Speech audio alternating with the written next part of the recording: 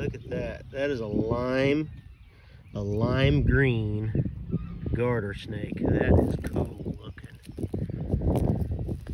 Look at that. Well, he's right there. Never mind. Look at that. That's cool. He is cool looking. He's lime green. Out here sunbathing. Just kidding. I don't think he's sunbathing. He's dead. That or he's playing possum.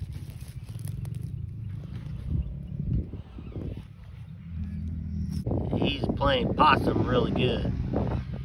He's a good possum. He's a possum snake.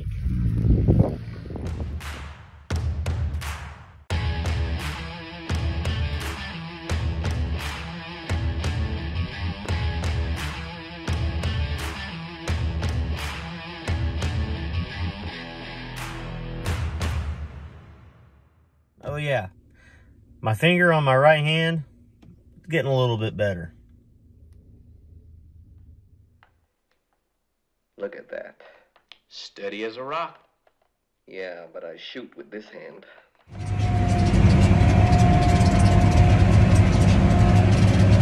All right, hey everybody, it is April 7th, I think. I've been sick. It sucks. No, I don't have the coronavirus. I don't think anyway. No, it's not coronavirus. I've just had the flu, regular flu, but I'm self-quarantining in a tractor on the farm. So, what that means is I can still get work done. All right, in all seriousness, I'm out here disking right now. I'm disking these old corn stalks here. This is where I plowed up the terraces in a previous video. And I'm getting these corn stalks worked down. And I think this is going to be probably the second or the third field that I plant. Now, later on in the video, you'll see more what I'm doing. I mentioned it in the last video with the planter. But it's nice. It's 85 degrees right now. It's breezy. And I need to turn get these corn stalks turned so this ground can start drying. Right now it's still pretty tacky. Even though anything that was short or I've already worked, it's dry. The neighbor to the south, right out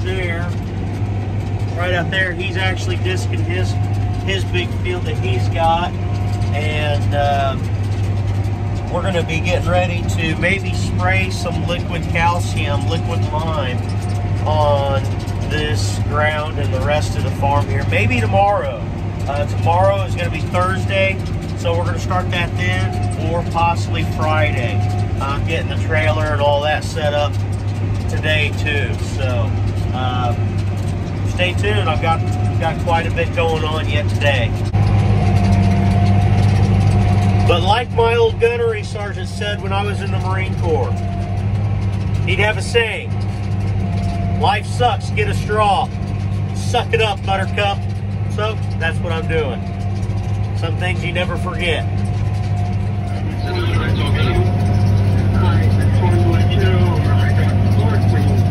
I've been on that for 3 years, and I have been had arthritis. Ruh-roh. That's not supposed to go like that. It's supposed to go like that one. Snap my chain right there. Cheap little carabiner, but that thing right down there that goes up to that main axle snapped. I gotta weld that up. First I gotta get this tire down. Fixed. When a sledgehammer doesn't work, use a bobcat every time. Yeah, I don't know why this carabiner broke. Must have been made in China. Because if it was made here, it would never have snapped. You know why? Because America. America, yeah, coming again to see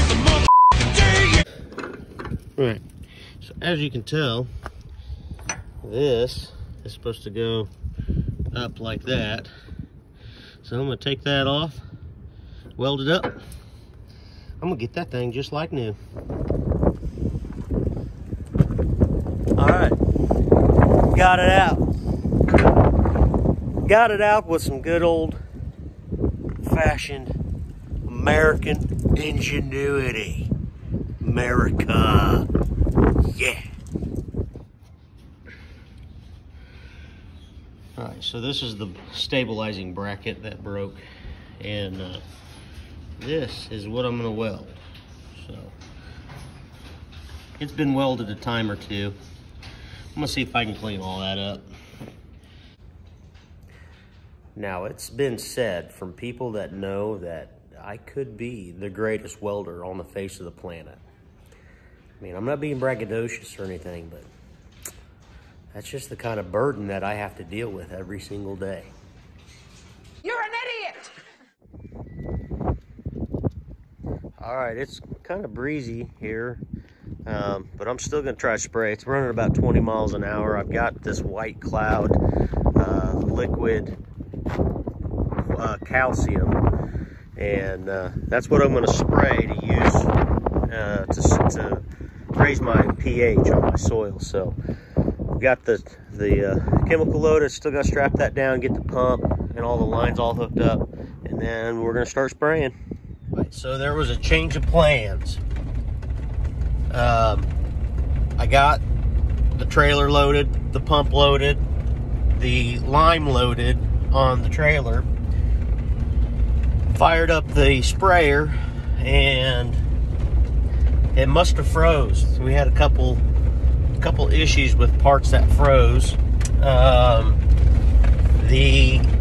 One of the filters froze and cracked, and then also one of the pumps. So tried epoxying in the pump, the plastic part.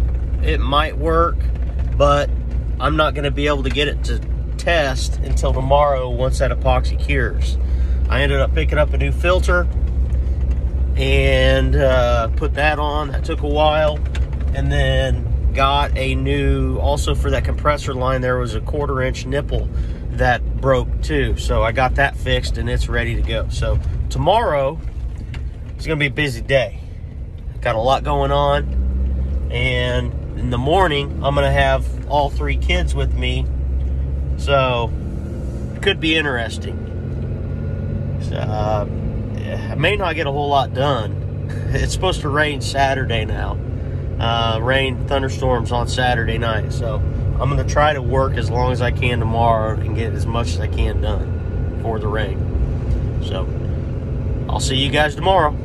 So here's where I'm at right now. This is gonna be for an in-furrow fertilization system. I've got a 200-gallon tank. It's not a red ball, it's actually blue ball, but this is a Dultmeier system. So what I did is I'm gonna mount this pump right here on this frame, and it's gonna draw out of the tank into this side, into here, divert up into the cab of the tractor, because I'll be planting with this tractor this year, and then out on top right here to each individual row. So this is what it starts like. Now I may make some modifications to it as I go, but this is how it's going to look so far. And I didn't want to drill into the tongue because I did not want to weaken this tongue, this hitch tongue on the planter itself. So that's how it's going to look to this point.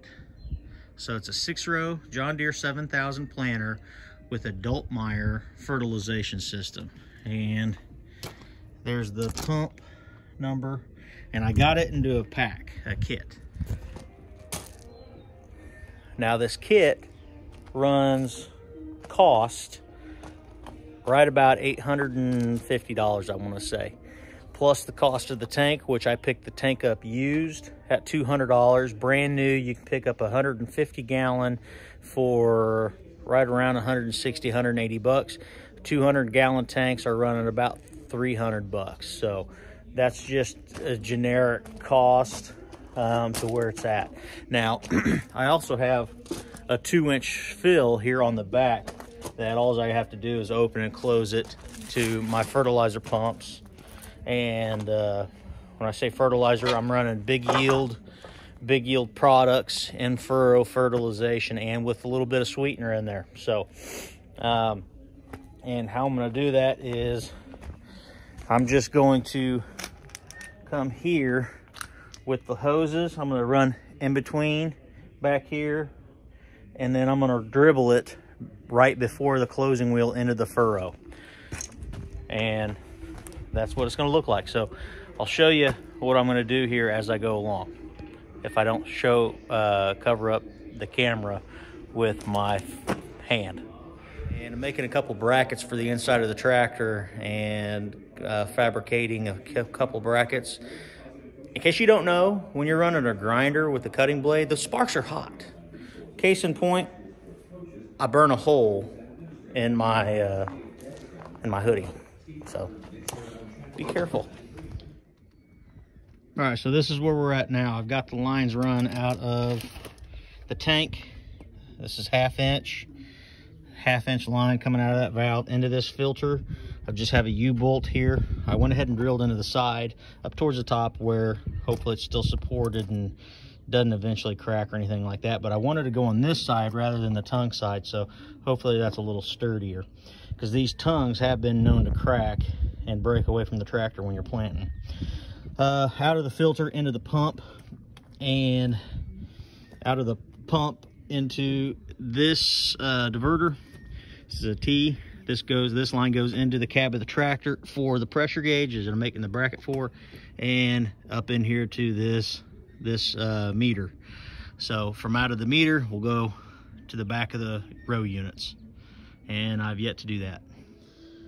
All right, so what I've got here, so my holes all line up and my bends line up. I'm going to drill my holes the same.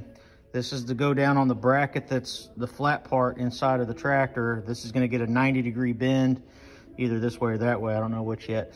Once I make sure these are level, I'm going to burn, or I'm going to heat and bend with the oxyacetylene, and bend these the same time so they're the same bend with the same holes and everything. So that way when we mount it up, everything should match up pretty close.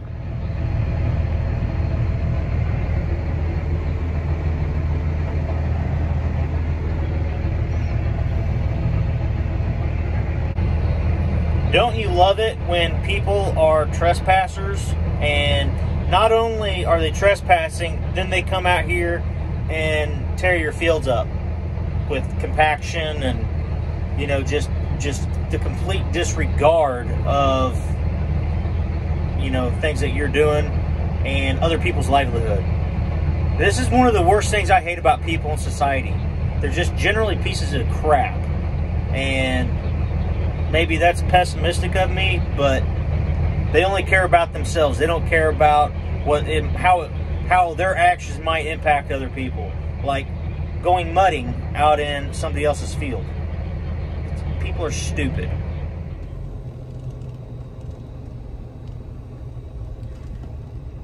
Good morning. So what that means is, here later today, I'm going to try to get this thing wrapped up, ready to go. I am going to go ahead and replace one of those marker arms. This was bent when I got it. I do have a new one here, so I'm going to replace this. It's actually lasted for several years, but we're going to go ahead and get some of this stuff finished up, wrapped up. That way we can get planting here in a couple days. How's that sound? Oh yeah, I've got some surprises coming this week, so stay tuned and see if they'll be on this video. They may not be. If they're not on this video, they'll be on the next one. But got at least one surprise coming, maybe two big surprises. But in the meantime, back to work. Got to do the 9 to 5. Work, work, work, work, work, work, work, work, work. Hello, boys. Have a good night's rest. I missed you.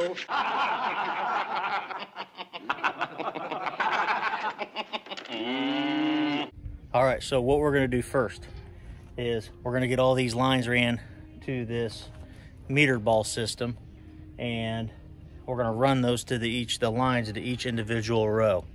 And when I get that done, I'll show you what that looks like. It's real simple. They just snap in right up here. There's no clamps or anything, they just snap in there. So and then there's also a check valve we'll put down by each row, zip tie them all together and fasten them to the individual row. I also have the cylinder that we took out. It has been rebuilt, repainted. We're gonna put that in. And then I have the brackets already made for inside the tractor. I just gotta bolt them up, put the gauges and dials on those, hook everything up, and we're solid, we're good to go. From there, then I'm gonna get that marker arm done, swapped out, and the other thing I didn't mention was I have bin extensions, hopper extensions for each one of these rows that we're gonna get built and put on. So this is all gonna be done in stages of how everything's being put together. So I can get everything done, and that way this video is not gonna be super long. I'm just gonna do everything in stages, show you as I get them done, and then what the end product looks like. All right, here's what this bracket all looks like now it's all said and done. Everything worked out perfect. All right, so we got that mounted up, got our leads hooked in, power up, power's on. So it's all ran back in there, that motor, plumbed into that. All right, with some help from Brent, he and another fella, they helped me get this cylinder in. And what I found was when that top link was coming down, it was actually hitting this 90. But I had this nipple here and this 90 going, this street 90 going into the valve. There, let me show you the thing, what I'm talking about. Nipple, street 90. So nipple was going into the bottom of the tank. Street 90 was going into the valve. I flipped those, and now we're clearing by a 1/2 inch to 1/4 inch. So we're good to go. I did have to reroute this valve coming this way and then to the filter. All right, so I'm running the first line for the liquid fertilizer, and I'm running it down here, zip tying it to this and running it down through here. I also have the seed tube here. Now when I bought this seed firmer, it came with this little blue hose. I think what I'm gonna do is take off all these outside gauge wheels on this right side, and I still don't have sensors on these, but I don't know if I'll put them on this planer or not. Maybe on the next planer I get, but I think I'm gonna just tape this up right here, these holes again, because that's how it was, and then just tape this right up here and re-zip tie it down here. But why we got these off is a good time to check these seed tube guards and the seed tube. Now what you want to look for is make sure there's no burr down here, and as you can look, there is no burr. Still look good. And make sure that seed tube guard is still tight and good to go.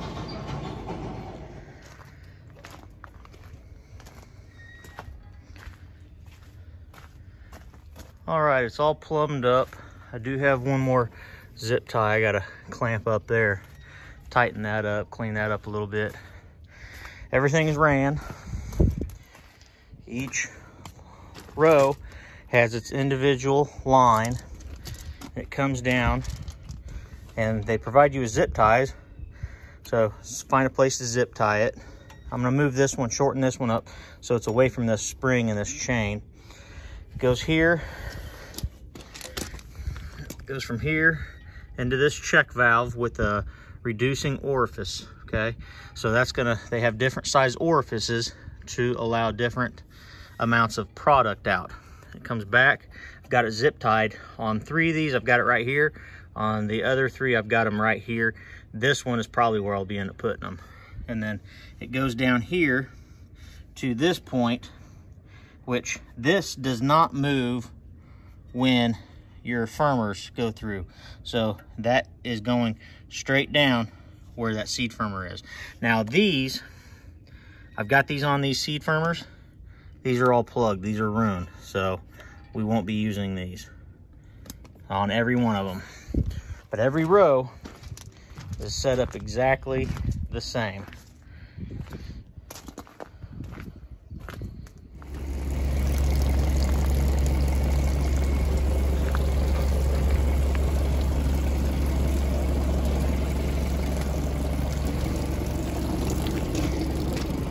So they're all working. And then here's this gauge. So these balls tell you the level. Now on my row here, it's a little bit higher, and this row's a little bit lower. So I'll have to do some diagnosing. But if you can tell, that says 4, that one's at 5, that one's at 3, 4, 4, 4. So of the 6 rows, 4 of them are good. These 2 are gonna have to get some adjusting. This one and this one. We gotta figure out what's going on. So I can control the rate from right here. So if I want to drop that down to, let's say 10, to put less product out, I can do that. And then go back there and look and see kind of where everything's at. But everything is controlled right here. So if I want to put out minimal, I just drop that to 1, and that's going to lower the pressure. Or if I want to put more out, I can really push a product out, but I don't think I'll ever want to do that. I'll probably run right around 10 psi, and then whenever the product goes out, that will go to 0 whenever I run out. So it's been about 5 minutes, and you can tell the pressure just went down to 0 with my light still on. So I just ran out of product. Now I only put in 5 gallons, and that thing holds 200. I also have a smaller orifice I can put in there too, to both increase the pressure on the lines. That will change the metering a little bit, but there's a chart that you can go by, and it'll tell you how many gallons an acre to put out. Now our goal for this is, I want to say we figured 10 gallons an acre of product. That would be water and liquid fertilizer. So 2 gallons of liquid fertilizer with 8 gallons of water equaling 10 gallons an acre.